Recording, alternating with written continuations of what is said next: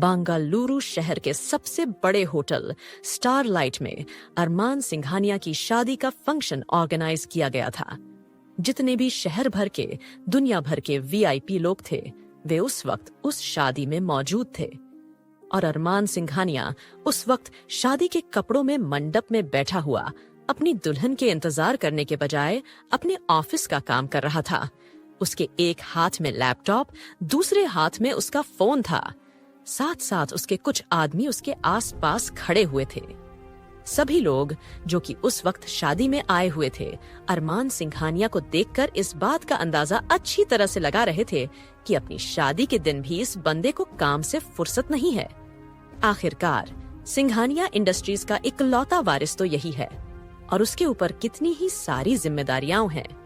वहीं शादी में आए हुए कुछ लोग इस बात के बारे में गॉसिप कर रहे थे कि समझ में नहीं आ रहा कि अरमान सिंघानिया ने एक मिडिल क्लास लड़की को ही अपनी पत्नी बनाने का फैसला क्यों लिया है, जबकि अगर वह चाहे तो शहर भर की एक से बढ़कर एक अमीर लड़कियां उससे शादी करने के लिए तैयार थीं, क्योंकि उसके जितना अमीर और डैशिंग, स्मार्ट और हैंडसम पूरे शहर में कोई नहीं था।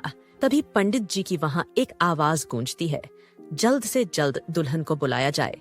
अब दुल्हन को बुलाने वाली बात सुनकर सामने खड़ी हुई एक औरत जल्दी ही 2-3 लड़कियों को लेकर दुल्हन के कमरे की ओर जाने लगती है ताकि वह वहां से दुल्हन को लेकर आ सके। लेकिन जैसे ही वह दुल्हन वाले कमरे की ओर बढ़ती है, दुल्हन के पापा तुरंत उनका रास्ता रोक लेते हैं और कहने लगते हैं, अरे आप लोग चलिए, मैं अपनी बेटी को लेकर आता हूँ, बस थोड़ी सी तैयारी अभी बाकी है। ऐसा कहकर वह उन्हें टाल देते हैं और वापस से उन्हें नीचे शादी के मंडप की ओर भेज देते हैं। तभी उन सब लोगों में से कुछ दूरी पर खड़ा हुआ एक इंसान बड़ी ही हैरानी से ये सब कुछ नोटिस कर रहा था। वह शख्स कोई और नहीं बल्कि अरमान सिंघानिया के दादाजी आलोक सिंघानिया थे, जिनके कहने पर ही अरमान सिंघानिया यह शादी कर रहा था। और क्योंकि उनकी आखिरी ख्वाहिश यही थी कि वह अपने पोते की शादी अपनी आंखों से देख सकें, दादाजी आलोक सिंघानिया ने अरमान की शादी तय कर दी थी। और शादी के लिए उन्होंने अपने ही ऑफिस में काम करने वाले एक क्लर्क मिस्टर मनोज मल्होत्रा की बेटी को चुना था। मिस्टर मनोज मल्होत्रा की बेटी का नाम प्रियंका था। प्रियंका को अरमान से मिलाया गया था और उसे बताया गया था कि अरमान की शादी प्रियंका से ही होगी। प्रियंका कम खूबसूरत लड़की थी, लेकिन वह किसी और से प्यार करती थी। साथ ही साथ उसके जिंदगी में अपने कुछ सपने थे। वह जिंदगी अपनी शर्तों पर जीना चाहती थी। लेकिन जितना उसने अरमान के कारनामों के बारे में सुना था, उसके बाद से उसे अरमान से काफी ज्यादा डर लगने लगा था, क्योंकि अरमान का अहंकारी अंदाज और बर्ताव पूरे शहर से छुपा नहीं था। अरमान जब चाहे जिसे चाहे बर्बाद करने की हिम्मत और ताकत दोनों ही रखता था। इतना ही नहीं, अरमान सिंघानिया से पंगा लेने के बारे में कोई सोच भी नहीं सकता था। एक बार एक मॉडल ने अरमान सिंघानिया को भारी महफिल में प्रपोज कर दिया था और अरमान ने बिना किसी की परवाह किए उसका पूरा करियर, उसकी पूरी जिंदगी बर्बाद कर दी। अरमान को लड़कियों से एक तरह से बहुत ज्यादा चिढ़ थी, और ये चिढ़ क्यों थी, इसके उसके अपने खास रीजंस थे। क्योंकि पास्ट में उसके साथ कुछ ऐसा हुआ था जिसके बाद से उसका भरोसा हर चीज पर से उठ चुका था। इसलिए प्यार से, विश्वास से, हर चीज से उसका भरोसा उठ चुका था, जिसके बदौलत अब उसकी जिंदगी में सिर्फ और सिर्फ पैसा कमाना सबसे ज्यादा जरूरी बन चुका था। और उसी के बदौलत आज सिंघानिया इंडस्ट्रीज न केवल शहर भर की बल्कि पूरे देश की नंबर 1 इंडस्ट्रीज थी। वेल, अब जैसे ही बिना दुल्हन के वह औरतें वापस आईं, आलोक जी को इस बात का एहसास हुआ कि कहीं कुछ गड़बड़ तो नहीं है। तो वह बिना किसी को भनक लगे उस कमरे की ओर जाने लगे जिस कमरे में प्रियंका यानी कि दुल्हन मौजूद थी। और जैसे ही वह वहां गए, उन्होंने देखा कि उस कमरे में किसी के रोने की आवाज आ रही थी। अब आलोक जी काफी हद तक हैरान परेशान हो उठे और बिना किसी दरवाजे पर दस्तक दिए वह तुरंत अंदर चले गए। और जैसे ही वह अंदर गए, उन्होंने देखा कि एक बहुत ही खूबसूरत और प्यारी सी लड़की का हाथ मनोज जी ने यानी कि प्रियंका के पापा ने पकड़ रखा था और साथ ही साथ प्रियंका की माँ उसे मार रही थी। अब जैसे ही आलोक जी ने यह देखा तो उनकी हैरानी का कोई ठिकाना नहीं था और वह कहने लगे, ये सब क्या हो रहा है यहाँ पर? अब जैसे ही आलोक जी की रोबदार आवाज वहां गूंजी, सभी हैरानी से आलोक जी को देखने लगे और वह लड़की जिसके हाथ मनोज जी ने पकड़ रखा था, वह बुरी तरह से रो रही थी। तभी आलोक जी कहने लगे, यह लड़की कौन है और इसको आप इस तरह से क्यों मार रहे हैं? और प्रियंका कहाँ है? और क्या आप लोगों को सुनाई नहीं दिया? पंडित जी दुल्हन को मंडप में बुला रहे हैं। बोलिए, जवाब दीजिए, प्रियंका कहाँ है? अब मनोज जी और साथ ही साथ मनोज जी की पत्नी सीमा जी दोनों सर झुकाकर खड़े हो गए और कहने लगे, हमें माफ कीजिएगा सर, प्रियंका यहाँ मौजूद नहीं है। अब मनोज जी ने जैसे ही हाथ जोड़कर आलोक जी से माफी मांगी, उनका गुस्सा काफी ज्यादा बढ़ चुका था और वह कहने लगे, ये क्या बकवास कर रहे हो मनोज, तुम शायद भूल रहे हो, तुम हमारे ऑफिस में काम करने वाले एक मामूली से आदमी हो, तो तुम इस तरह से हमारी इज्जत के साथ खिलवाड़ कैसे कर सकते हो? क्या तुम भूल गए हो, इस वक्त इस शादी में शहर भर के सभी बड़े लोग, सभी हमारे बिजनेसमैन मौजूद हैं और तुम हमें कह रहे हो कि तुम्हारी बेटी यहाँ नहीं है? सच सच बताओ, क्या बात है? अब जैसे ही आलोक जी ने यह कहा, मनोज की पत्नी सीमा आगे आई, कहने लगी, मैं बताती हूँ सर, क्या बात है, हम तो आपके इतने बड़े घर में हमारी बेटी की शादी हो रही है, इस बात को लेकर काफी ज्यादा खुश थे और इसीलिए हमने गांव से हमारी ये नंद की बेटी को भी बुला लिया था। बहुत समय पहले एक एक्सीडेंट में इसके माता पिता मारे गए थे, क्योंकि यह गांव में अपनी नानी यानी कि मेरी सास के साथ रहती है, तो हमने सोचा कि यह शादी में आएगी तो शादी के कुछ फंक्शन में हाथ बटाएगी तो सही रहेगा। और इसने काम भी किए, हल्दी मेहंदी हर एक फंक्शन में इसने बढ़ चढ़ कर हिस्सा लिया और घर के सारे काम किए। लेकिन आज जब हमने प्रियंका को लेने के लिए भेजा तो इसने हमें आकर बताया कि प्रियंका तो यहाँ है ही नहीं, वह तो भाग गई है। हमें पूरा का पूरा यकीन है कि इसी लड़की ने प्रियंका को भगाया है। ऐसा कहकर मनोज और साथ ही साथ उसकी पत्नी सीमा आस्था पर इल्जाम लगाने लगी। आस्था रो रही थी, चीख रही थी और कह रही थी, इसमें मेरा कोई कसूर नहीं है मामी, आपको गलत फहमी हुई है। मैं कब से आपको यही बात समझाने की कोशिश कर रही हूँ। जब मैं प्रियंका दीदी को लेने के लिए यहाँ इस कमरे में आई, प्रियंका दीदी उस वक्त कमरे में मौजूद नहीं थी। आखिरकार आप मेरी बात क्यों नहीं मान रहे हैं? ऐसा कहकर आस्था रोने लगी। रोने की वजह से उसकी खूबसूरत सी नाक एकदम टमाटर के जैसे लाल हो गई थी, जिसमें वह रोती हुई और भी ज्यादा खूबसूरत और प्यारी लग रही थी।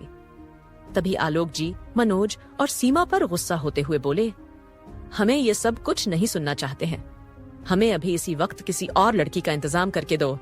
हम आज के आज ही यह शादी जरूर करेंगे।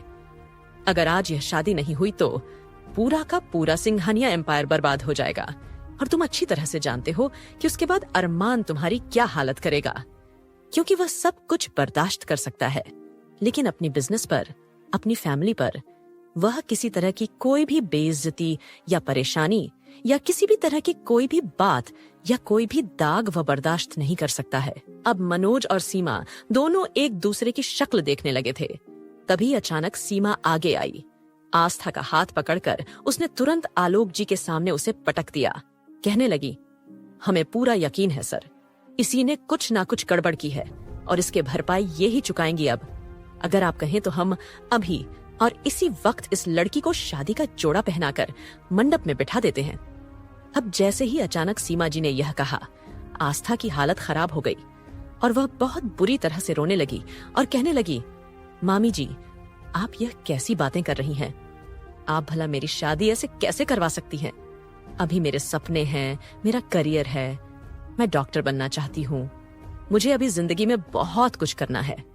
आप ऐसे कैसे इस तरह की बातें करके मेरी शादी करवा सकती हैं? मैंने आपसे कहा ना, मैंने कुछ नहीं किया है और मैं गांव से शहर सिर्फ और सिर्फ प्रियंका दीदी की शादी अटेंड करने के लिए ही आई हूँ। मैं उनकी शादी में उन्हें शादी से भगाने के लिए थोड़े ही आई हूँ। आपको गलत फहमी हुई है। ऐसा कहकर आस्था बड़ी बुरी तरह से रोने लगी और तब आलोक जी बड़े ही ध्यान से आस्था की ओर देख रहे थे। असल में तो आस्था उन्हें पहली नजर में ही भा गई थी और अब आस्था की इस तरह की बातें सुनकर वह काफी हद तक थोड़ा सा परेशान भी हो गए, क्योंकि वह अच्छी तरह से जानते थे अरमान को लड़कियों का जॉब करना या फिर किसी भी औरत का घर से बाहर जाकर काम करना बिल्कुल भी पसंद नहीं है, तो वह किसी भी कीमत पर यह बर्दाश्त नहीं करेगा कि उसकी बीवी डॉक्टर बनना चाहे या ना चाहे। जबकि आस्था डॉक्टर बनना चाहती थी, क्योंकि उसके गांव में दूर दूर तक कोई डॉक्टर नहीं था। इनफैक्ट जब उसके माता पिता का एक्सीडेंट हुआ था, उन्हें सही समय पर इलाज नहीं मिल पाया, जिसकी वजह से उनकी मौत हो गई। तब से आस्था ने कसम खा ली थी, अपनी जिंदगी का इकलौता मकसद बना लिया था कि वह डॉक्टर बनकर रहेगी और अपने गांव में ही अपना एक छोटा सा अस्पताल खोलेगी या फिर छोटा सा क्लिनिक खोलकर लोगों की सेवा करेगी। और जिस तरह से उसके माता पिता की मौत हुई है, वह किसी और की मौत नहीं होने देगी। तो डॉक्टरी करना उसके नस नस में बस चुका था। लेकिन अब अचानक से शादी की बात सुनकर उसके आंसू रुकने का नाम नहीं ले रहे थे। वह ऐसे कैसे अचानक से शादी कर सकती थी? उसके जिंदगी का एक ही मकसद था, केवल डॉक्टर बनना ही उसका इकलौता और मात्र सपना था। तभी उसकी मामी अचानक से आ गई और एक और छांटा उसने आस्था के मुंह पर दे मारा और कहने लगी, ए लड़की, अपने फालतू की बकवास बंद कर। अगर तूने आज ये शादी नहीं की तो जानती है हम लोग कितनी बुरी तरह से बर्बाद हो जाएंगे। इतना ही नहीं, अरमान सिंघानिया के आदमी हमारी जान ले लेंगे। वह तेरे मामा को गोली मार देंगे, गोली। अब तू देख ले तुझे क्या करना है। अगर तू हमारी लाश देखना चाहती है तो बेशक मामा की जान और इज्जत दोनों ही बचा लो, प्लीज। आस्था को मजबूर करने लगी। वहीं आस्था के आंसू थे कि काफी ज्यादा बह निकले। उसे कुछ समझ में नहीं आ रहा था कि वह करे तो करे क्या। लेकिन तभी आलोक जी ने मनोज जी से कहा, इस लड़की को शादी के जोड़े में तैयार कर, फटाफट से शादी के मंडप में बिठाओ। जैसे ही आलोक जी यह ऑर्डर देकर वहां से जा चुके थे और अब आस्था घुटनों के बल बैठकर बुरी तरह से रोने लगी, तभी अचानक उसके मामा अपने दोनों हाथ जोड़कर आस्था के पास बैठ गए और कहने लगे, आस्था बेटे, अपने मामा की जान और इज्जत दोनों ही बचा लो, प्लीज। अगर तूने आज यह शादी नहीं की तो अरमान सिंघानिया हम सबकी जान ले लेगा। तुम नहीं जानती कि वो गुस्से में कितना ज्यादा तेज है। उसके लिए जान लेना बहुत मामूली सी बात है। बेटी, हमारी बात मान लो और शादी के लिए हाँ कह दो। ऐसा कहकर वह बड़ी ही बुरी तरह से रोने लगे।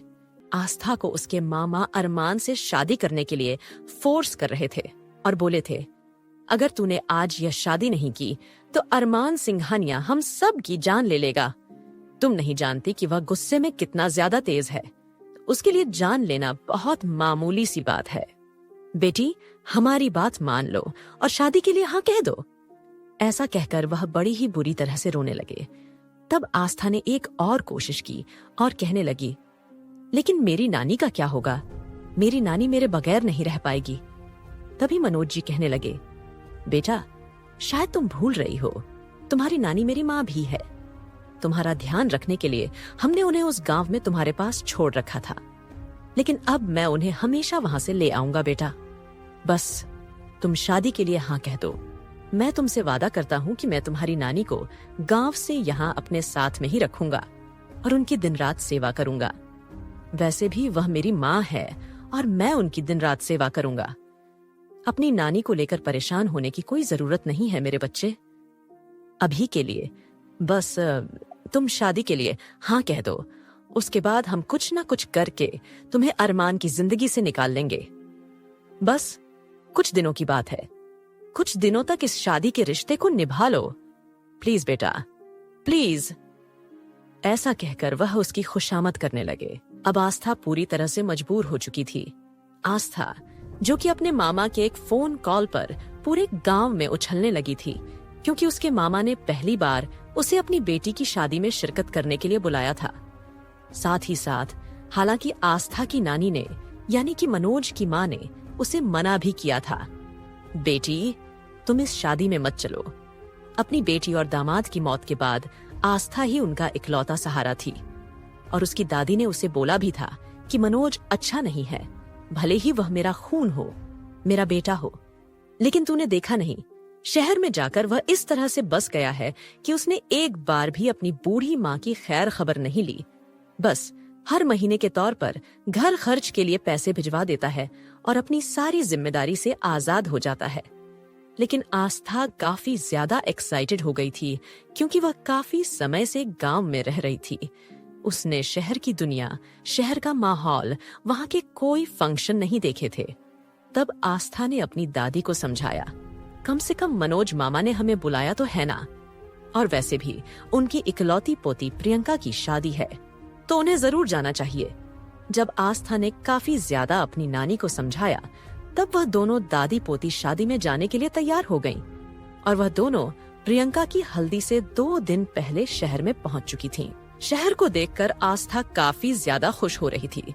हालांकि उसे डॉक्टर की पढ़ाई करने के लिए भी शहर में ही आना था, तो इसीलिए आस्था ने सोचा कि वह शादी में जाएगी, साथ ही साथ शहर के रंग रूप ढंग, शहर का माहौल देख लेगी और किस तरह से उसे शहर में सरवाइव करना है उस बारे में कहीं ना कहीं यह सोचते हुए आस्था शहर में आई थी। और पूरे 2 दिन उसने अपनी मामी के साथ उनके बाजार का सारा काम, घर का खाना बनाया था। इतना ही नहीं, उसकी मामी ने पूरी तरह से सारी जिम्मेदारी आस्था के कंधों पर ही दे दी थी। साग सब्जी लाना, घर में मेहमानों की देखरेख, खाना पीना, झाड़ू पोछा, बर्तन। हालांकि नौकर भी उन्होंने घर में काम करने के लिए लगाए हुए थे, लेकिन सब कुछ आस्था अपनी निगरानी में ही करवा रही थी। और बड़े ही जोरों शोरों से प्रियंका की हल्दी का फंक्शन भी हुआ था और मेहंदी का फंक्शन भी हुआ था। और फंक्शन के बाद रात के 2:00 बजे के वक्त जब अचानक आस्था की आंख खुली, उसने देखा कि प्रियंका किसी से रो रो कर बात कर रही थी। तब आस्था को उस पर कुछ शक भी हुआ था, लेकिन उसने उसे अपनी दादी की कही हुई बात याद थी कि उसे किसी के भी मामले में नहीं घुसना है और ना ही किसी के बारे में ज्यादा सोचना है। तो यही सोचकर आस्था चुप हो गई थी और उसने किसी से कुछ नहीं कहा। लेकिन प्रियंका यूं इस तरह से शादी के वाले दिन शादी का मंडप छोड़कर भाग जाएगी, इसके बारे में तो आस्था ने दूर दूर तक कुछ नहीं सोचा था। उसके मुंह से सिर्फ और सिर्फ इतना ही निकला था कि उसने प्रियंका दीदी को किसी से बात करते हुए सुना था और इसी बात की गलत फहमी में उसके मामा और मामी दोनों ने यह समझ लिया कि आस्था ने ही प्रियंका को भगाया है। अब आस्था के पास कोई और रास्ता नहीं था और जल्दी ही उसे एक शादी का जोड़ा पहनाया गया था और उसके सर पर लंबा सा घूंघट डाल दिया गया।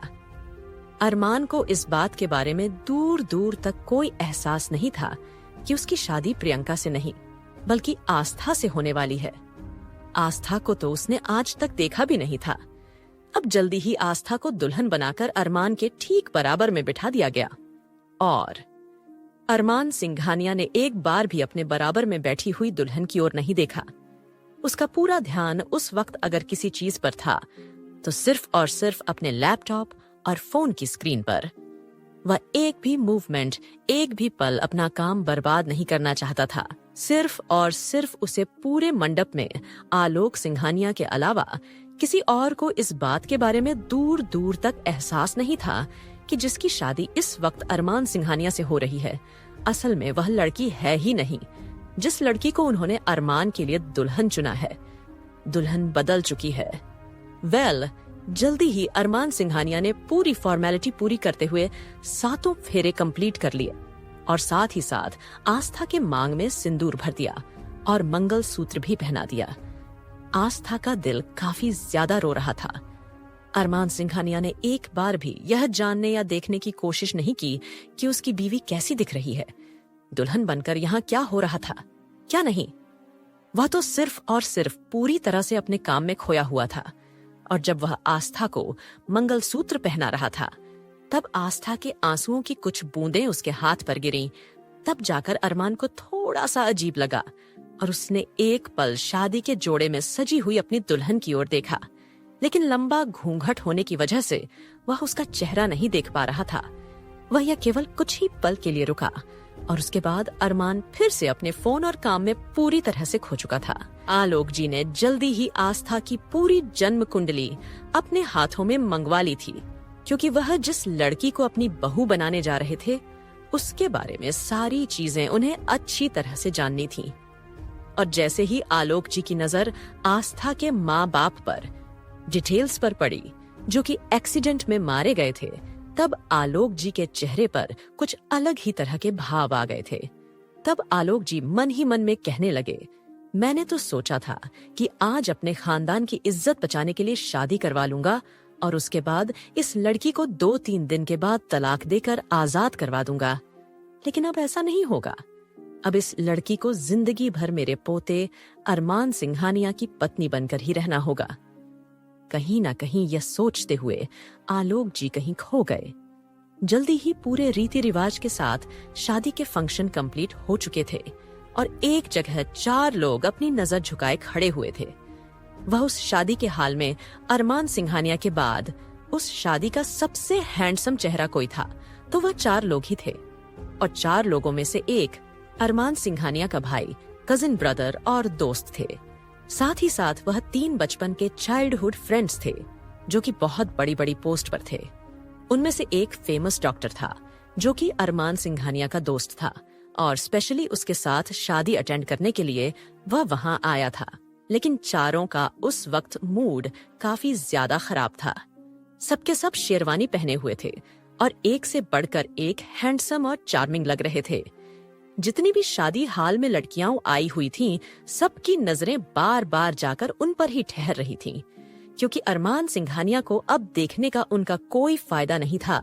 अरमान सिंघानिया की शादी हो चुकी थी, तो इस वक्त वह चारों स्मार्ट लड़के सभी लड़कियों के क्रश बने हुए थे। लेकिन उन चारों का मुंह पूरी तरह से लटका हुआ था। उन चारों को बहुत ही ज्यादा बुरा लग रहा था।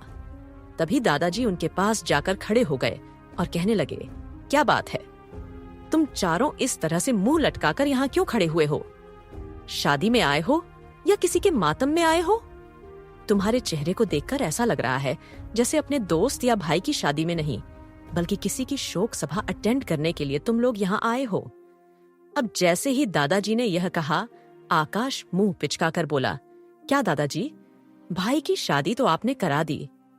मेरा इकलौता दोस्त था, मैंने क्या कुछ नहीं सोचा था उसकी शादी के लिए, लेकिन आपने हमें इतनी सी भी मस्ती करने नहीं दी, इसलिए अब हम आपसे बात भी नहीं करेंगे।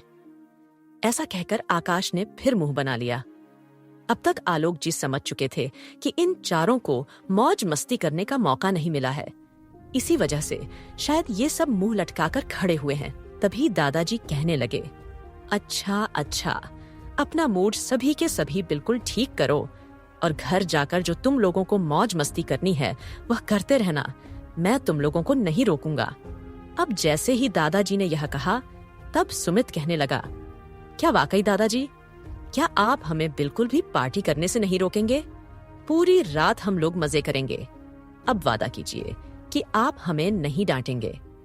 अब जैसे ही सुमित, जो कि उस शहर की अच्छी खासी कंपनी का बड़ी पोस्ट का सीईओ था, उसने इस तरह की बात की, उसके दादा आलोक जी उसकी ओर देखकर कहने लगे, तुम्हें देखकर कोई नहीं कह सकता है कि तुम्हारे नीचे कम से कम 600 लोग काम करते हैं।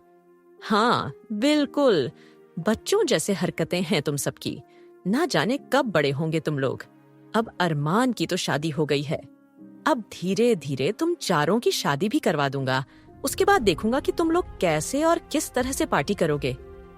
अब जैसे ही दादाजी ने उन चारों की टांग खींची, वह चारों बुरी तरह से मुंह बनाने लगे और तभी उनमें से ध्रुव आगे आया और कहने लगा, दादाजी प्लीज अभी शादी वादी की बात हमसे मत कीजिए, यह हमारे हंसने खेलने कूदने के दिन हैं और शादी के चक्कर में हम अपनी जिंदगी बिल्कुल भी बर्बाद नहीं होने देंगे। और वैसे भी अभी मेरी उम्र ही क्या है, अभी मैं सिर्फ 26 साल का हूँ, क्या इस उम्र में कोई शादी करता है भला?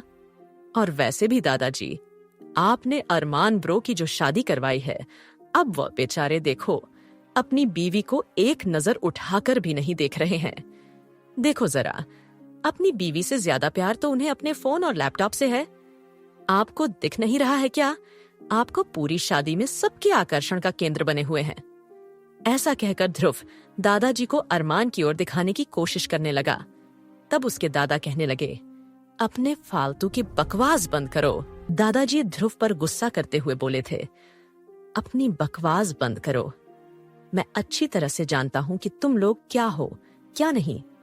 तब सुमित कहने लगा, हाँ यार आकाश, दादाजी से बहस करना बिल्कुल बेकार है, कहीं ऐसा ना हो कि उन्होंने जो अभी हमें रात को पार्टी करने की परमिशन दी है, कहीं उसे भी वह कैंसिल ना कर दें।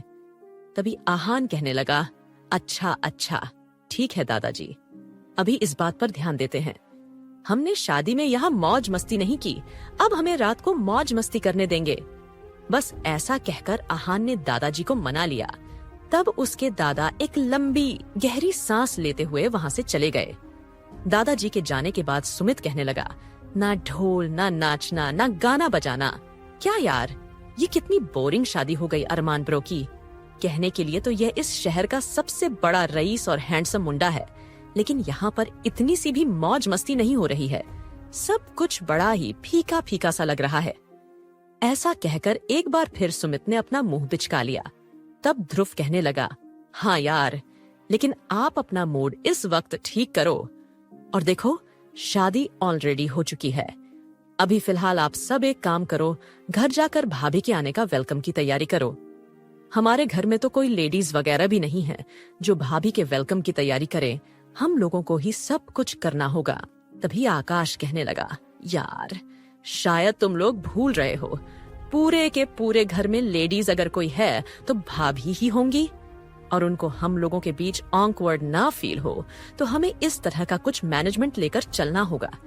और वैसे भी अरमान को तो देखकर लग रहा है कि वह जितना ध्यान अपने फोन और लैपटॉप पर देने वाला है, वह भाभी पर बिल्कुल भी ध्यान नहीं देने वाला। और वैसे भी उसने ये शादी सिर्फ और सिर्फ दादा के लिए की है, तो ये बात हमें याद रखनी चाहिए। तभी वह आकाश की हाँ में हाँ मिलाते हुए कहने लगे, शायद तुम ठीक कह रहे हो यार, हमें अपनी पार्टी से ज्यादा भाभी का ध्यान रखना होगा। ऐसा कहकर चारों ही अपने आप कुछ प्लान्स बनाने लगे और उनमें से 2 जल्दी वहां से विदा लेकर सिंघानिया मेंशन की ओर रवाना हो चुके थे, क्योंकि वहां जाकर उन्हें आस्था के वेलकम की तैयारी भी करनी थी। आस्था और अरमान की शादी कंप्लीट होने के बाद जल्दी ही विदाई का समय आ चुका था। इस बीच भले ही अरमान की शादी आस्था से हो गई हो, लेकिन उसने एक बार भी उसकी ओर देखना जरूरी नहीं समझा। उसका ध्यान अगर कहीं था तो सिर्फ और सिर्फ पूरी तरह से अपने काम पर। यहाँ आस्था ने भी अरमान की शक्ल नहीं देखी थी। उसे तो पता ही नहीं था कि उसके साथ क्या हुआ है। उसकी नजर अपनी नानी को ढूंढ रही थी।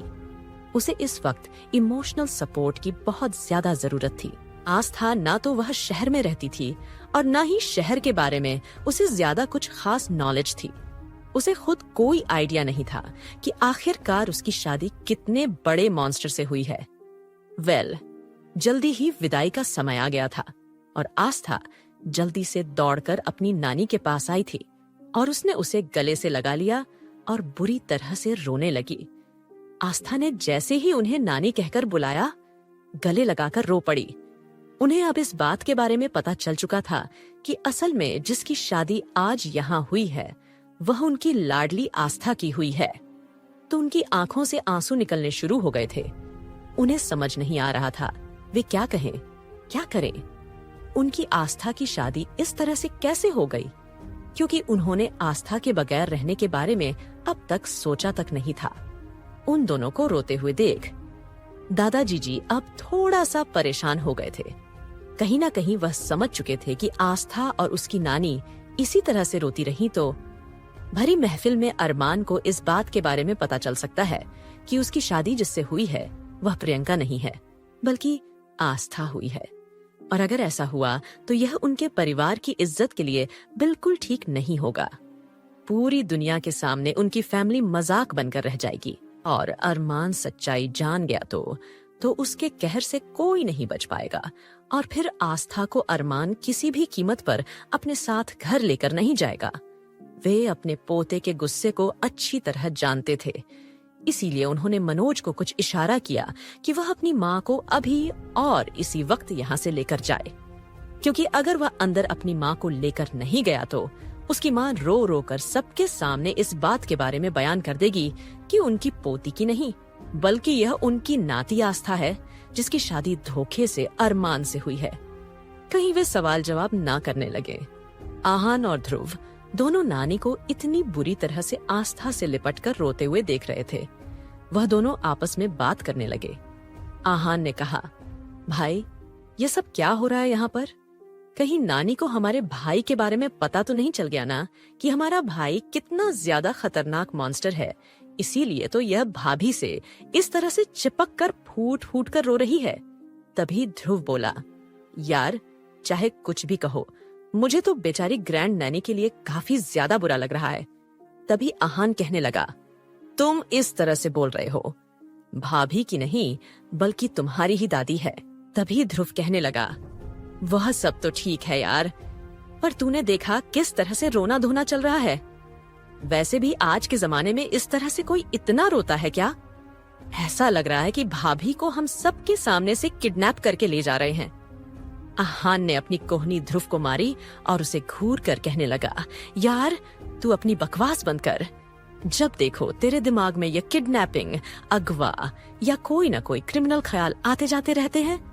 कितनी बार कहा है तुझे कि ये क्रिमिनल वेब सीरीज थोड़े से कम देखा कर। ऐसा कहकर आहान ध्रुव की बातों से इरिटेट होने लगा। ध्रुव ने कहा, तुम देखना एक दिन मेरे ये सारे थॉट तुम लोगों के बहुत काम आएंगे। ऐसा कहकर वह अपना कॉलर ऊंचा करने लगा। तब आहान ने उसे कहा, फालतू की बकवास छोड़ो, फटाफट से चलो, कहीं ऐसा ना हो कि भाई हमें यहीं छोड़कर चले जाए। तुम तो जानते हो ना भाई को, गुस्सा। वेल, जल्दी ही आहान और ध्रुव चुपचाप फिर से सर झुकाकर अरमान के ठीक पीछे जाकर खड़े हो गए। अब तब आलोक जी ने मनोज के द्वारा उसकी माँ को तो अंदर भिजवा दिया था। साथ ही साथ सभी मेहमानों को विदा करने के बाद वह आस्था को लेकर चलने का इशारा करने लगे, लेकिन आस्था के कदम जहाँ थे वहीं के वहीं खड़े के खड़े रह गए। उसकी हिम्मत ही नहीं हो रही थी कि वह अरमान के साथ एक भी कदम आगे बढ़ा सके।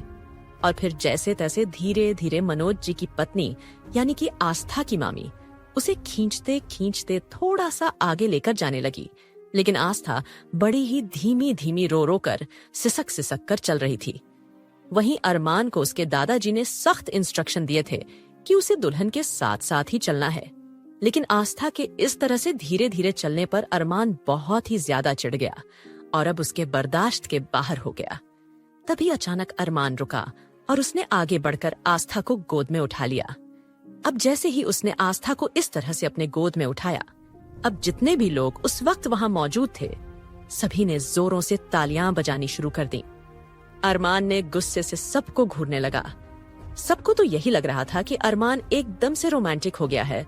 उसने अपनी नई नवेली दुल्हन को गोद में जो उठा लिया था, लेकिन अरमान ने उसे गोद में इसलिए उठाया था क्योंकि आस्था बड़े ही धीमे धीमे कदमों से चल रही थी और अरमान को यह बिल्कुल भी पसंद नहीं आया, क्योंकि उसे जल्द से जल्द अपने घर पहुंचकर अपना काम कंटिन्यू करना था। तो इसीलिए उसने दुल्हन को गोद में उठा लिया था। अब ध्रुव और आहान हैरानी से एक दूसरे की शक्ल देखने लगे। ध्रुव तो जैसे पत्थर के जैसा जमसा गया था। वह आहान से कहने लगा, यार मुझे पिंच करके तो देख, क्या मैं कोई सपना तो नहीं देख रहा हूँ? तब आहान ने जोरों से उसकी कमर में नोच ली और वह चीख पड़ा। दर्द से कराहते हुए कहने लगा, बेवकूफ, तुझे पिंच करने के लिए बोला था, इस तरह से पिल्ली की तरह नोचने के लिए नहीं। आहान ने कहा, यार मुझे भी यकीन नहीं हो रहा है कि ऐसा भी कुछ हो सकता है। मेरे अरमान भाई, जिन्होंने आज तक अपने आसपास लड़कियों को फटकने तक नहीं दिया, उन्होंने आज भाभी को पहले ही दिन गोद में उठा लिया। कहीं हमारी भाभी ने आने से पहले ही हमारे भाई के दिल पर कब्जा नहीं जमा लिया? ऐसा कहकर वह मुस्कुराने लगा। तभी ध्रुव क्रिमिनल वाला दिमाग चलाने लगा। उसने कहा, तू गलत समझ रहा है। तुझे क्या अरमान ब्रो के बारे में पता नहीं है? जरूर उसके पीछे भी उनका कोई न कोई मकसद रहा होगा। अब चल फटाफट, अगर हम यहीं खड़े रहे बकवास करते रहे तो वह हमें छोड़कर चले जाएंगे। जल्दी ही अरमान ने आस्था को ले जाकर गाड़ी में बिठा दिया। आस्था अब और भी ज्यादा डर गई और संकुच कर बैठ गई। अरमान ने पहली बार किसी लड़की को इस तरह से अपनी गोद में उठाया था तो उसके लिए कुछ अलग ही तरह का एहसास था। उसे उसकी बीवी एकदम हल्की फुल्की सी लगी थी। तब आलोक जी हल्का सा मुस्कुराते हुए वहां से अपनी कार में जा बैठे थे। अरमान आस्था के ठीक बराबर आकर बैठ गया और अरमान ने एक बार फिर से अपना काम करना शुरू कर दिया। आस्था बेचारी घूंघट में से कार की खिड़की से झांक रही थी कि उसे आखिरी बार उसकी नानी का चेहरा देखने को मिल जाए। लेकिन वहां उसे कोई भी दिखाई नहीं दे रहा था। अब तो उसकी आंखों से आंसू भी नहीं निकल रहे थे, क्योंकि ऑलरेडी वह शादी के वक्त इतना रो चुकी थी कि उसकी आंखों के आंसू भी सूख चुके थे। जल्दी ही गाड़ी सिंघानिया मैंशन की ओर रवाना हो चुकी थी। वहीं दूसरी ओर आकाश और सुमित आस्था के गृह प्रवेश के लिए जो कुछ भी उनसे बन पड़ा था, वह सारी तैयारियां कर रहे थे। वह सारी तैयारियां उन्होंने टीवी में या यूट्यूब वीडियो सर्च करके की थी, क्योंकि उन्हें रस्मों रिवाजों का कोई खास नॉलेज नहीं था कि आखिरकार नई नवेली बहू का स्वागत किस तरह से किया जाता है।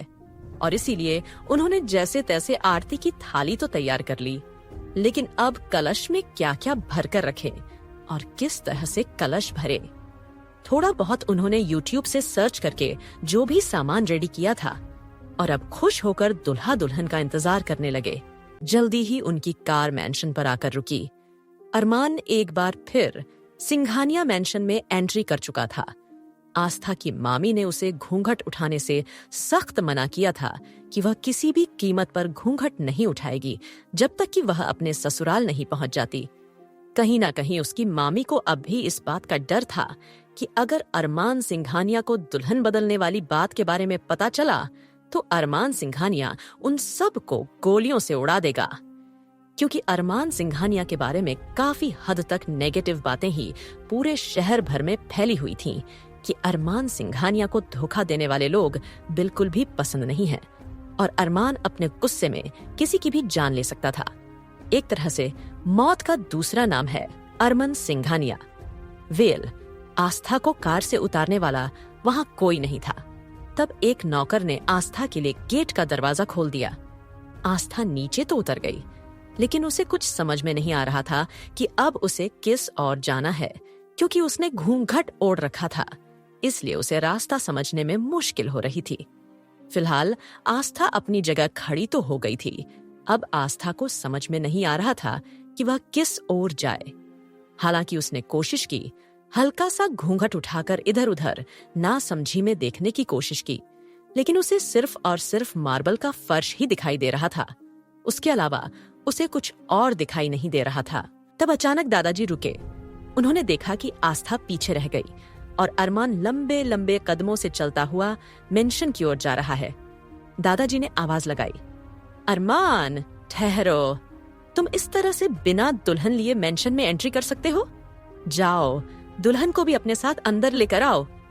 अब जैसे ही दादाजी ने यह कहा, अरमान छिड़कर रह गया। अरमान ने अपने दादा को घूर कर देखा, लेकिन उस वक्त वह मजबूर था, क्योंकि अरमान ने खुद ही अपने दादा को वादा किया था कि उसके दादा जो कुछ भी कहेंगे वह वही करेगा। तो इसीलिए वह चिढ़ता हुआ सीधा आस्था के पास जाकर खड़ा हो गया और आस्था की ओर गुस्से से देखकर कहने लगा, क्या थोड़ा सा तेज नहीं चल सकती, या तुम्हें चलना ही नहीं आता है? ऐसा कहकर उसने आस्था का हाथ कसकर पकड़ लिया और उसका हाथ कसकर पकड़कर वह उसे लगभग घसीटते हुए सिंघानिया मेंशन के अंदर लेकर जाने लगा। अब आस्था की हालत काफी ज्यादा खराब हो चुकी थी। एक तो उसने कोहनियों तक लाल रंग का चूड़ा पहना हुआ था, ऊपर से अरमान ने उसका हाथ काफी तेजी से पकड़ा था, जिससे उसे काफी ज्यादा दर्द हो रहा था। हल्की सी चीख उसके होठों से निकल गई, लेकिन अरमान ने उसकी चीख को सुनकर भी अनसुना कर दिया और लगभग उसे घसीटते हुए सिंघानिया मैंशन के गेट पर जा पहुंचा। और जैसे ही वह उसे लेकर अंदर की ओर जाने लगा, तुरंत आकाश, सुमित, ध्रुव और आहान चारों के चारों ने एक साथ खड़े होकर चिल्लाया, रुको भाई। अब जैसे ही अरमान ने सुना, उसने आईब्रो उठाकर उन चारों की ओर देखा। एक पल के लिए चारों उसकी आंखों को देखकर डर गए, लेकिन उन सब ने थोड़ी सी हिम्मत करते हुए कहा, ब्रो, आप इस तरह से अंदर नहीं जा सकते। अरे, हमने बहुत सारी मूवीज और फिल्मों में देखा है कि जब भी कोई नई बहू आती है तो उसका अच्छी तरह से स्वागत किया जाता है। तो क्या हुआ अगर हमारे घर में लेडीज नहीं है तो? लेकिन हम लोग तो हैं, हम तो भाभी का वेलकम अच्छी तरह से कर सकते हैं ना। अब जैसे ही आहान ने यह कहा, अरमान गुस्से से उसकी ओर देखकर कहा, लगता है कुछ ज्यादा ही छूट दे दी है मैंने तुम्हें। तुमने बहुत कॉलेज का बहाना बना लिया। कल से तुम मेरे साथ ऑफिस आओगे। अब जैसे अचानक से अरमान ने यह कहा, आहान की हालत खराब हो गई और वह कहने लगा, नहीं नहीं भाई, आप कैसी बातें कर रहे हैं? तुमने बहुत कॉलेज का बहाना बना लिया। कल से तुम मेरे साथ ऑफिस आओगे। अब जैसे अचानक से अरमान ने यह कहा, आहान की हालत खराब हो गई और वह कहने लगा, नहीं नहीं भाई, आप कैसी बातें कर रहे हैं? तुमने बहुत कॉलेज का बहाना बना लिया। कल से तुम मेरे साथ ऑफिस आओगे। मतलब मैं ऑफिस जाकर क्या करूंगा, और इस बात का ऑफिस से क्या लेना देना, और कल से तो मेरा बहुत इंपॉर्टेंट असाइनमेंट स्टार्ट होने वाले हैं। भाई, आप नहीं जानते कितना सारा कॉलेज का काम करना मुझे। और तभी सुमित कहने लगा, देखो अरमान, तुम इस तरह से बात को घुमा नहीं सकते हो। ठीक है, और अभी हम लोग तुम दोनों की पहले आरती वगैरह उतारेंगे, और उसके बाद भाभी अपने दाएं पैर से यह कलश गिराएंगी, और फिर तुम दोनों अंदर आओगे। जैसे ही सुमित ने यह कहा, अरमान का सब्र अब पूरी तरह से जवाब दे गया, क्योंकि उसमें इतनी हिम्मत ही नहीं बची कि वह अब उन सब के इस तरह के रीति रिवाज और कर सके। और तभी अरमान ने गुस्से से कहा, इन सब काम धाम की कोई जरूरत नहीं है, ये सब कुछ हटाओ यहाँ से, और तुम सब हटो मेरे रास्ते से। ऐसा कहकर अरमान गुस्से से आगे बढ़ने लगा। तभी दादाजी कहने लगे, अरे बेटा, अगर बच्चे जिद्दी कर रहे हैं तो करने दो उन्हें भी अपने मन की। अगर वे अपनी भाभी का स्वागत करना चाहते हैं तो करने दो, क्यों उन्हें रोक टोक रहे हो। तब अरमान गुस्से से दादाजी की ओर देखकर कहने लगा, दादाजी, आपकी और मेरी शर्त सिर्फ और सिर्फ शादी तक ही थी। शादी तक ही आपने जो कुछ कहा मैंने वही सब किया, लेकिन अब क्योंकि शादी हो चुकी है और आपकी सो कॉल्ड बहू घर में आ चुकी है, तो अब मैं आपकी किसी तरह की कोई भी फरमाइश मानने का या सुनने का मेरा कोई इरादा नहीं है। ऐसा कहकर अरमान जल्दी ही आस्था का हाथ वहीं दरवाजे पर छोड़कर खुद लंबे लंबे कदमों से बढ़ाता हुआ सीधा अपने कमरे में चला गया। और अब चारों के चारों अफसोस से उसे जाते हुए देख रहे थे, और सभी को रह रहकर अपनी भाभी, जो नई नववेली दुल्हन थी, उसे देखकर उन्हें काफी ज्यादा तरस आ रहा था, जो दरवाजे पर अब अकेली खड़ी थी।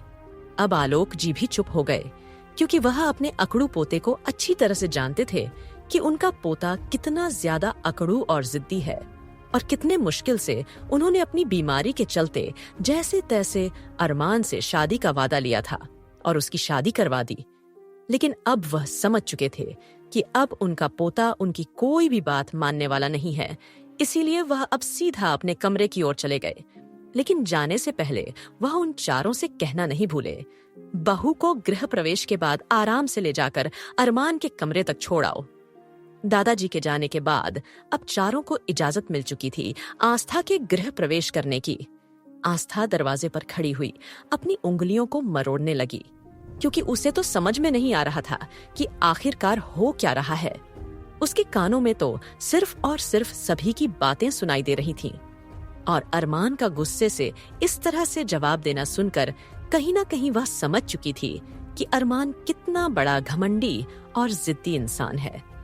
कहीं ना कहीं अरमान को बिना देखे ही, बिना जाने ही, बिना सोचे समझे उसके बारे में आस्था ने एक जिद्दी, गुस्सैल और अकड़ू की अलग ही सोच, छवि अपने मन में बना ली थी। तभी आकाश ध्रुव की ओर देखकर कहने लगा, अरे यार, अब क्या करें? अरमान तो ऐसे कैसे चला गया? अब भाभी का क्या? बेचारी ऐसे ही खड़ी रहेंगी? तभी वह चारों थोड़ा सा आगे आए और कहने लगे, भाभी देखो, अब यहाँ पर कोई नहीं है, ना तो यहाँ आपका पति है और न ही आपके दादा ससुर हैं, तो अब आप अपना यह लंबा सा घूंघट हटा सकती हैं। तब आकाश ने जल्दी से कहा था, भाभी, आप अपने आप को इस भारी भरकम घूंघट से आजाद कर सकती हैं। जैसे ही आस्था ने यह सुना, वह पूरी तरह से हैरान हो गई थी। उसे समझ में नहीं आ रहा था कि आखिरकार ये लोग क्या कह रहे हैं, और घूंघट उठाने से तो उसे उसकी मामी ने मना किया है, तो फिर ये लड़के उसे घूंघट उठाने को क्यों कह रहे थे? और वैसे भी वह जिस गांव से थी, उस गांव में लड़कियों का किसी लड़के से बात करना भी बहुत बड़ा जुर्म माना जाता था। आस्था ऐसे माहौल में शुरू से पली बड़ी थी, और यहाँ तो 4-4 मूंछ वाले उसकी आंखों के सामने खड़े थे, जो उसे अपना घूंघट उठाने के लिए कह रहे थे। अब तो आस्था की हालत और भी ज्यादा खराब हो गई थी।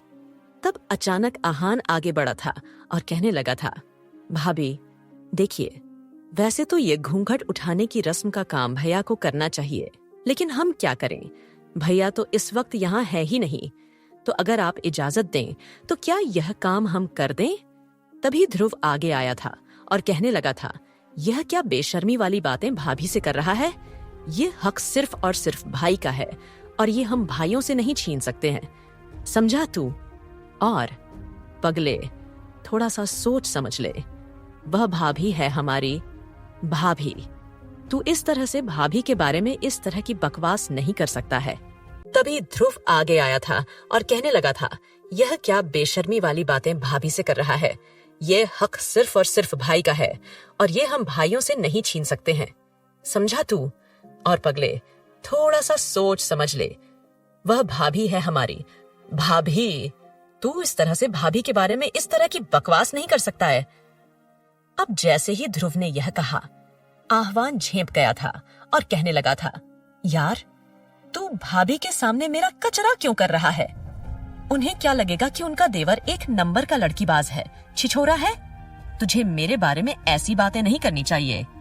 तभी ध्रुव कहने लगा था, अरे पागल, मैं ऐसी बातें नहीं कर रहा हूँ, बल्कि मैं तुझे समझा रहा हूँ कि तुझे इस तरह की बात नहीं बोलनी चाहिए। घूंघट उठाने का हक सिर्फ और सिर्फ भाई का है। और अभी फिलहाल दादाजी ने हमें क्या कहा है कि हमें भाभी को भाई के कमरे तक पहुंचाना है। अब मेरी प्यारी भाभी, आप एक काम कीजिए, दाईं पैर से इस कलश को गिरा दीजिए और अंदर आ जाइए। अब आस्था ने हल्का सा घूंघट जैसे ही हटाया तो उसे वह कलश दिखाई दे गया था। पहले तो वह सोचती रही कि वह उनकी बात माने या ना माने, लेकिन वह इस तरह से पूरी रात घर के बाहर भी खड़ी नहीं रह सकती थी। इसीलिए जल्दी ही उसने अपने दाएं पैर के अंगूठे से उस कलश को गिरा दिया था, क्योंकि वह भी जल्द से जल्द इस सिचुएशन से निकलना चाहती थी। वैसे भी यह शादी का जोड़ा इतना ज्यादा भारी था कि उसे अब सांस लेने में भी परेशानी होने लगी थी। तो जल्द से जल्द वह खुद को इस शादी के जोड़े से आजाद करवाना चाहती थी। लेकिन यहाँ तो आस्था की मुश्किलें कम होने का नाम ही नहीं ले रही थीं। चारों तरफ सिर्फ और सिर्फ आदमी ही आदमी उसे नजर आ रहे थे। कोई भी उसे औरत दिखाई नहीं दे रही थी। इतना ही नहीं, कोई नौकरानी भी उस वक्त मौजूद नहीं थी।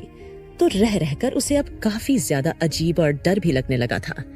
उसे ऐसा लगने लगा था मानो कि वह एक अलग ही तरह की दुनिया में आ गई हो। अब जैसे ही आस्था ने वह कलश गिराया तो चारों के चारों ने तालियां बजा दी थीं। वह ध्रुव तो सीटी मारते हुए कहने लगा था, रे वाह भाभी, आपने तो एक कमाल ही कर दिया। बिल्कुल परफेक्टली आपने गिराया है। ऐसे ही हमने टीवी में भी देखा था। अब जैसे ही ध्रुव ने यह कहा, आस्था के होठों पर ना चाहते हुए भी हल्की सी मुस्कुराहट आ गई थी। और तभी सुमित और आकाश दोनों आगे आए थे और कहने लगे थे, भाभी आप इन दोनों की बकवास छोड़िए, आप आइए, हम आपको भाई के कमरे तक लेकर चलते हैं। अब जैसे ही उन दोनों ने यह कहा, आस्था का दिल जोरों से धड़कने लगा था, क्योंकि अभी तक उसने अरमान को देखा नहीं था और अरमान ने केवल बदले में उसके साथ रूखा सा ही व्यवहार किया था। और अरमान की बातों से यह साफ बात पता चल चुकी थी कि अरमान शादी से खुश नहीं है। तो इसीलिए आस्था उस कमरे में जाना तो नहीं चाहती थी, लेकिन फिलहाल वह इन लोगों को क्या कहती? ये लोग तो सारे ही उसके लिए अजनबी थे। अब जल्दी ही आस्था ने अपनी गर्दन हाँ में हिला दी थी। अब जैसे ही आस्था ने अरमान के कमरे में जाने के लिए हाँ कहा, चारों के चारों अलग अलग तरह की शक्ल बनाते हुए कहने लगे थे, हमारी भाभी तो कुछ ज्यादा ही एडवांस निकली। और हम क्या समझ रहे थे कि हमारी भाभी काफी ज्यादा शर्मीली किस्म की है। भाभी तो भाई के कमरे में जाने के लिए बेचैन हो रही है। देखा आपने किस तरह से भाभी ने हाँ कह दिया है। अब तो आस्था और भी ज्यादा झेप गई थी और सोचने लगी थी, ये कैसे लोग हैं? अपना आप ही तो ये उसे वहां उस कमरे में जाने के लिए कह रहे हैं और अपने आप उसके बारे में ऐसी बातें कर रहे हैं। तभी आस्था के मुंह से अचानक से निकला था, नहीं नहीं, आप लोग गलत समझ रहे हैं। अब जैसे ही अचानक से आस्था ने उन चारों की बातें सुनने के बाद एकदम से यह कहा कि नहीं नहीं, आप लोग गलत समझ रहे हैं। अब तो वे चारों जोरों से एक दूसरे के हाथ पैर मारकर हंसने लगे थे और कहने लगे थे, अरे भाभी प्लीज प्लीज, आप बुरा मत मानिए, हम तो सिर्फ और सिर्फ आपकी थोड़ी सी टांग खींच रहे थे। अच्छा आप आइए, वैसे भी आपके लिए इतने दिनों से आपकी शादी वगैरह की तैयारी, फंक्शन चल रहे होंगे, तो आप काफी ज्यादा थक गई होंगी। आप चलिए और जाकर आराम कीजिए। ऐसा कहकर वे उसे लेकर जाने लगे थे। तभी अचानक आस्था ने हिम्मत करके बोला था, क्या आप लोग मुझे किसी दूसरे कमरे में नहीं छोड़ सकते हैं? अब जैसे ही आस्था ने थोड़ी सी भोली शक्ल बनाकर यह कहा, वे चारों एक दूसरे की शक्ल देखने लगे थे और तभी सुमित कहने लगा था, भाभी, आपकी शादी अरमान सिंघानिया से हुई है। अगर आप इस तरह से दूसरे कमरे में जाने की बात करेंगी तो वह हम चारों को गोली से उड़ा देगा। और अभी फिलहाल हमारा इरादा बिल्कुल भी मरने का नहीं है, क्योंकि अभी तो हम छोटे से बच्चे हैं और अभी तो हमने शादी भी नहीं की, फर्स्ट किस भी नहीं किया, कुछ भी नहीं किया जिंदगी में, और अभी हमारा मरने का कोई इरादा नहीं है। जैसे ही सुमित ने बेचारगी से यह सब कुछ कहा, आस्था खुद को रोक नहीं पाई और खिलखिलाकर वह हंस पड़ी थी। अब आस्था को हंसते हुए देखकर वे चारों भी मुस्कुराने लगे थे, क्योंकि आस्था की हंसी बड़ी ही खूबसूरत थी। उन्हें ऐसा लगने लगा था मानो कि उनके कानों में किसी ने घुंघरू बजा दिए हों। तभी आह्वान तो खुद को रोक नहीं पाया और कहने लगा, तेरे वाह भाभी, आपकी हंसी तो बड़ी प्यारी है। पता नहीं आप अपना यह लंबा सा घूंघट कब हटाएंगी और हम आपको कब देखेंगे। वैसे भी जब भाई आपको देखने के लिए गए थे, वह तो हमें साथ भी लेकर नहीं गए थे और बस अब सीधा शादी में हमें लेकर गए हैं। हमने तो आज तक आपको देखा ही नहीं है। हमने बेचारी से शक्ल बनाकर कहा था। तभी आकाश कहने लगा था, अरे बहुत देर हो गई, अब तुम भाभी को सताना छोड़ो। और शायद तुम भूल रहे हो, अगर इसी तरह से तुम लोग भाभी के साथ टाइम पास करते रहे तो भाई और भाभी की पहली रात का क्या होगा, और हम लोगों को जो पार्टी करनी है उसका क्या। दादाजी ने पहली बार हमें पार्टी करने की परमिशन दी है, भूलो मत। इस तरह से टाइम वेस्ट करके खुद का नुकसान होगा। अब जैसे ही आकाश ने यह कहा, उन सभी को अपनी पार्टी की और साथ ही साथ अपने भाई भाभी की पहली रात की याद आ गई थी। और तभी उन्होंने कह दिया था, और चलो ठीक है, भाभी को छोड़कर आते हैं। ऐसा कहकर जल्दी वे लोग आस्था को अरमान के कमरे तक ले आए थे और जैसे ही उन्होंने कमरे का दरवाजा खोला, अंदर से कोई आवाज नहीं आई। तभी ध्रुव कहने लगा था, लगता है भाई सो गए होंगे। वैसे भी काफी ज्यादा थक गए हैं और वैसे भी अपनी शादी में भी उन्होंने काम ही काम किया है।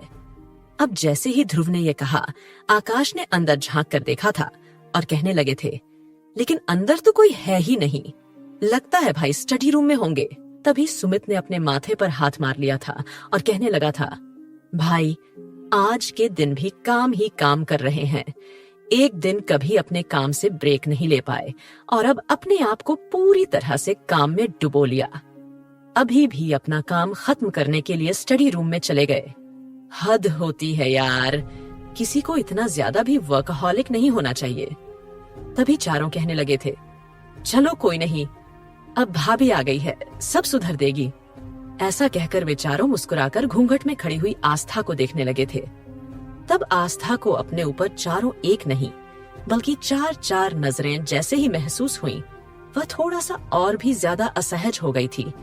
तभी ध्रुव ने आस्था की सिचुएशन समझ ली थी और वह तीनों को डांटते हुए कहने लगा था, अरे यार, अब अपनी फालतू की बकवास बंद करो।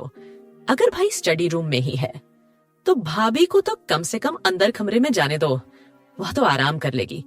और तभी ध्रुव कहने लगा था, भाभी आपकी जरूरत के सारे कपड़े हमने ऑलरेडी भाई के क्लोजेट में सेट करवा दिए हैं, तो आपको किसी भी चीज की अगर कोई भी परेशानी हो तो आप बेल बजा दीजिएगा, कोई ना कोई उसी वक्त आपकी सेवा में जरूर हाजिर हो जाएगा। ऐसा कहकर ध्रुव, सुमित, आकाश और आह्वान ने आस्था को अरमान के कमरे में छोड़ दिया था। अब जैसे ही आस्था अंदर कमरे में गई और उसने खुद को अकेला पाया तो उसने राहत की सांस ली और जल्दी से उसने उस कमरे को अंदर से लॉक कर दिया।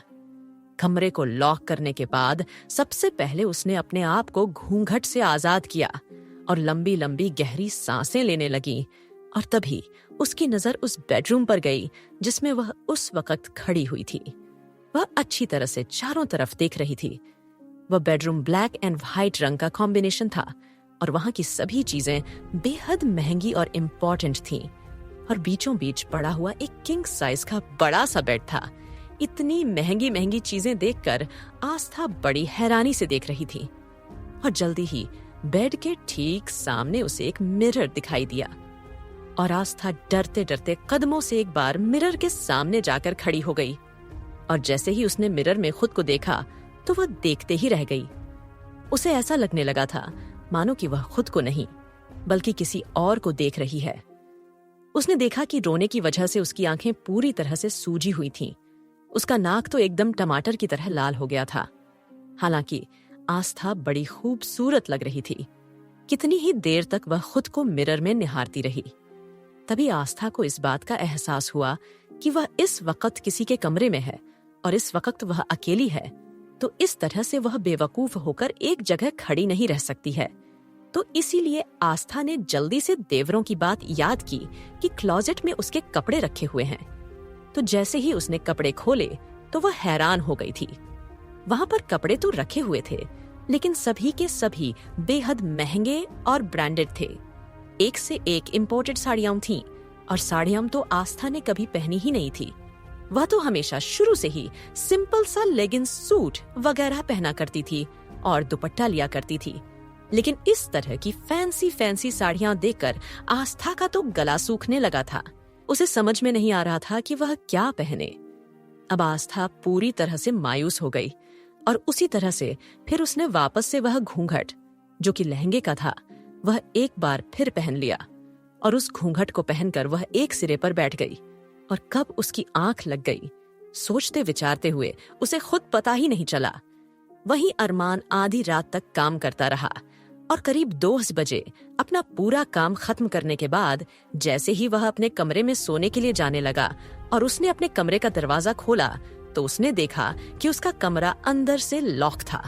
अब तो अरमान का चेहरा गुस्से से तमतमाने लगा, क्योंकि ऐसा पहली बार हुआ था कि अरमान को उसका कमरा लॉक मिला। फिर उसने जल्दी ही अपने फिंगरप्रिंट लॉक का इस्तेमाल करते हुए अपना रूम खोल लिया था, क्योंकि अरमान का पूरा दरवाजा, सब कुछ, पूरा घर उसके अंडर कंट्रोल में था।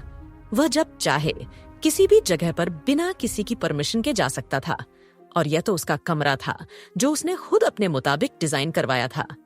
अब जैसे ही वह अपने कमरे में अंदर गया, उसने देखा कि बेड के एक कोने पर आस्था गद्दी से लिपटी हुई लेटी हुई थी। उसका चेहरा पूरी तरह से कवर किया हुआ था। अरमान ने नफरत से उसकी ओर देखा और अगले ही पल अपना मुंह मोड़ लिया और सोचने लगा कि दादाजी को इसे मेरे कमरे में भेजने की क्या जरूरत थी। मैंने यह शादी सिर्फ और सिर्फ नाम के लिए की है, कोई अपनी खुशी से नहीं की है। जो यह लड़की मुंह उठाकर मेरे कमरे में आ गई। अरमान का दिल तो किया कि अभी और इसी वक्त इस लड़की को उठाकर वहां से बाहर फेंक दे, लेकिन फिलहाल क्योंकि आस्था सोई हुई थी तो वह उसे उठा नहीं पाया। लेकिन उसके साथ एक बेड पर सोना उसके लिए पॉसिबल नहीं था, और अपने कमरे के अलावा अरमान को कहीं और नींद भी नहीं आती थी। अब अरमान पूरी तरह से कशमकश का शिकार हो गया, तो इसीलिए उसने आस्था को जगाने के लिए जानबूझकर थोड़ा सा खांसना शुरू कर दिया। लेकिन आस्था तो बहुत ही ज्यादा थकी हुई थी, इसीलिए वह उस वक्त गहरी नींद में थी। अरमान के खांसने की आवाज उसके कानों तक पहुंच नहीं रही थी। वह तो एकदम गहरी नींद में सोई हुई थी। अब अरमान ने 1-2 बार खांसा, फिर थोड़ा सा तेज खांसा, लेकिन आस्था ने उसकी कोई आवाज नहीं सुनी। अब तो अरमान चिढ़ गया, क्योंकि अरमान काफी देर जगाने के लिए जो मेहनत कर रहा था उसे भी नींद आ रही थी। अपने बेड पर कब्जा जमाए देख अरमान छिड़कर कहने लगा, सारी नींद यहीं आकर पूरी करेगी क्या? इसे मेरा खांसने की भी आवाज सुनाई नहीं दे रही है। अरमान कुछ कदम बढ़ाता हुआ जल्दी ही आस्था के साइड में पहुंच गया और टेबल पर रखे हुए कांच के गिलास पर उसने जोरों से अपना हाथ मार दिया और गिलास जमीन पर गिरकर चकनाचूर हो गया। गिलास गिरने से तेज शोर भी हुआ, लेकिन फिर भी आस्था की आंख नहीं खुली। अब तो अरमान ने गुस्से से अपने ही माथे पर हाथ मार लिया, लेकिन अरमान को इस तरह किसी को झेलने की आदत नहीं थी। अरमान सोचने लगा, ये मैं क्या कर रहा हूँ? मैं इस लड़की को इतनी आसानी से क्यों उठा रहा हूँ? तब अचानक अरमान ने अपने पॉकेट के जेब में हाथ डाला और जल्दी ही एक गन उसके हाथों में थी और गुस्से में उसने उस बंदूक से आस्था के बेड से थोड़ी दूरी पर रखे एक वेस पर फायर कर दिया। अब जैसे ही आस्था के पास वेस में फायर हुआ, आस्था तुरंत उठकर बैठ गई और उसने जोरों से चीख मार दी और वह बहुत ही ज्यादा डर गई थी। अब इस तरह से गन चलने की आवाज के शोर से सुमित, आहान, ध्रुव, आकाश जो आपस में पार्टी कर रहे थे वे सब घबरा गए। दादाजी जो कि सो चुके थे उनकी आंखें खुल गईं और सभी के सभी दौड़ते हुए अरमान के कमरे में आए और अरमान के कमरे का दरवाजा जोर जोर से खटखटाने लगे। अरमान, जो कि आस्था को इस वक्त डांटना चाहता था कि वह कब से यहाँ पर उसे उठाने की कोशिश कर रहा है, लेकिन वह उठ नहीं रही है, वह उसे कुछ कहता। उसी वक्त बाहर दरवाजे पर दादाजी जोरों से खटखटाने लगे, अरमान को पुकारने लगे। दादाजी को कहीं ना कहीं यह लगा कि अरमान ने आस्था का चेहरा ना देख लिया हो और गुस्से में उसने प्रियंका की जगह आस्था को देखकर आस्था को गोली ना मार दी हो। कहीं ना कहीं यह सब सोचकर उन्हें डर लग रहा था। उन्होंने इस डर से दरवाजा जोरों से पीटना शुरू कर दिया। कहीं ना कहीं उन्हें डर भी लग रहा था। उन्हें अपने पोते के हर हरकतों के बारे में अच्छी तरह से पता था। वहीं उन चारों दोस्तों का रंग भी पूरी तरह से उड़ा हुआ था और सभी अंदर क्या हो रहा है इस बात को लेकर चिंतित थे। जल्दी ही अरमान ने दरवाजा खोल दिया और जैसे ही उसने दरवाजा खोला, सबसे पहले दादाजी अंदर गए और अरमान की ओर देखकर कहने लगे, क्या हो रहा है यहाँ? यह शॉट की आवाज कैसे आई? आखिर तूने ऐसा क्या किया है? तभी वह चारों भी अंदर गए और अंदर जाकर उन्होंने इधर उधर चारों तरफ अच्छी तरह से देखना शुरू किया, लेकिन आस्था तो बेड पर थी ही नहीं। अब तो दादाजी और बाकी सबके दिल जोरों से धड़कने लगे। कहीं ना कहीं उन्हें लगने लगा कि जरूर अरमान ने आस्था को ही गोली मार दी है। धीरे धीरे जैसे ही वे लोग कुछ कदम आगे गए तो उन सबके कानों में रोने की आवाज सुनाई देने लगी। उस आवाज को सुनकर सबने राहत की सांस ली, क्योंकि आस्था काफी ज्यादा डर गई थी और वह हिचकियां लेकर रो रही थी। अरमान के मौजूदगी की वजह से वह काफी डरी हुई थी, इसीलिए उसने खुद को दुपट्टे से ढंका हुआ था, जिस वजह से उसका चेहरा अभी तक किसी ने भी नहीं देखा था। जल्दी ही दादाजी उसकी ओर गए और आस्था को उठाने लगे। आस्था ने जैसे ही अपने पास दादाजी के हाथ पाया तो उसने राहत की सांस ली। वह खुद को शांत करने लगी, लेकिन उसका पूरा जिस्म इस वक्त पूरी तरह से कांप रहा था, जो कि घूंघट में और उसके भारी भरकम लहंगे में भी दिखाई दे रहा था। तभी दादाजी जी गुस्से से अरमान की ओर देखकर कहने लगे, यह क्या बदतमीजी अरमान, यह क्या किया तूने? तूने बहू को क्यों धमकाया? अरमान ने कहा, दादाजी, आपके कहने से मैंने यह शादी की है, लेकिन इसका मतलब यह नहीं है कि मैं इस रिश्ते को निभाऊंगा भी। आखिर क्यों आपने इस लड़की को मेरे कमरे में भेजा? आपको इसे इस तरह से मेरे कमरे में नहीं भेजना चाहिए था। आप शुक्र मनाइए कि मैंने गोली इसके सर में नहीं चलाई। अब जैसे ही अरमान ने बड़े ही रूढ़े तरीके से यह सब कहा, तभी सुमित आ गया और कहने लगा, यह गलत बात है। अरमान ब्रो, आपको ऐसा नहीं करना चाहिए था। तभी अरमान गुस्से से सुमित की ओर देखकर कहने लगा, सुमित, मुझे लगता है कल से तुम्हें अपने ऑफिस चले जाना चाहिए। काफी समय हो गया तुम्हें अपनी ऑफिस के दर्शन किए हुए। अब जैसे ही अरमान ने सीधे सुमित की बेइज्जती की, तो सुमित ने भी अपना मुंह बना लिया और पैर पटकता हुआ वह वहां से चला गया। तब आकाश ने एक और कोशिश की और कहने लगा, लेकिन सुमित ने ऐसा क्या कहा? अरमान, तुम्हें इस तरह की हरकत भाभी के साथ नहीं करनी चाहिए थी। अब अरमान को और ज्यादा गुस्सा आ गया और वह कहने लगा, तुम अपनी बकवास बंद करो आकाश। और किसने कहा कि यह लड़की तुम्हारी भाभी है? कोई जरूरत नहीं है इसे भाभी वगैरह कुछ भी कहने की, समझे तुम लोग? जाओ जाकर अपना अपना काम करो। पार्टी कर रहे थे ना तुम सब, जाकर अपनी पार्टी एंजॉय करो। तभी ध्रुव हैरानी से सोचने लगा कि यह तो पार्टी में था भी नहीं, तो फिर इसे कैसे पता चला कि हम सब पार्टी कर रहे थे? फिलहाल ध्रुव ने आकाश और आहान से कहा, अब हमें यहाँ से चलना चाहिए। तभी दादाजी जी आस्था को लेकर वहां से जाने लगे और अरमान की ओर देखकर कहने लगे, मैं तुमसे इस बारे में बाद में बात करूंगा। ऐसा कहकर वे आस्था को जल्दी ही बाहर ले गए और उसे अब एक गेस्ट रूम में ले गए। आस्था को दिलासा देने लगे। अब तक आस्था काफी ज्यादा नॉर्मल हो गई थी। अब दादाजी ने आस्था की ओर देखकर कहा, बेटा माफ करना, मैं जानता हूं कि तुम्हारे साथ बहुत नाइंसाफी हुई है, लेकिन उस वक्त हमारी भी मजबूरी थी और कोई रास्ता नहीं था इस सिचुएशन से निकलने का, इसीलिए हमने तुम्हें मजबूर करके अरमान से शादी करवाई, क्योंकि अगर हम ऐसा नहीं करते तो हमारे घर की इज्जत मिट्टी में मिल जाती। बेटा। और तब अरमान तो पूरी तरह से गुस्से में पागल हो उठता और वह तुम्हारी पूरी फैमिली को जान से मार देता। तुम नहीं जानती कि उसका गुस्सा कितना ज्यादा खतरनाक है।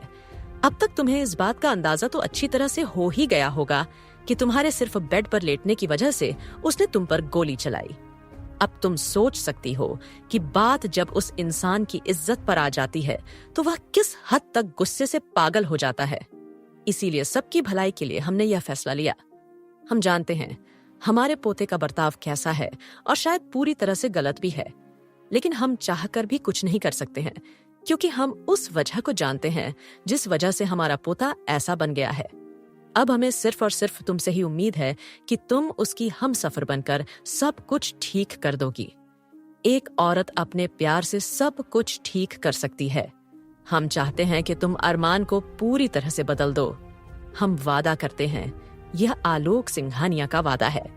अगर तुम हमारे पोते में बदलाव ला देती हो और उसे अपने परिवार में रहना, हंसना, बोलना, अपने साथ खुश रहना सिखा देती हो, तो हम तुमसे वादा करते हैं कि हम तुम्हारे डॉक्टर बनने की पढ़ाई पूरी करवाएंगे और अरमान के खिलाफ जाकर तुम्हारी हेल्प करेंगे। जैसे ही आस्था ने यह सुना, एक बार फिर उसकी आंखों में उम्मीद की चमक नजर आ गई, क्योंकि जब उसकी अरमान से शादी हुई थी तब वह पूरी तरह से टूट चुकी थी। उसके सारे सपने कहीं ना कहीं चकनाचूर हो चुके थे। आज के लिए इतना ही दोस्तों।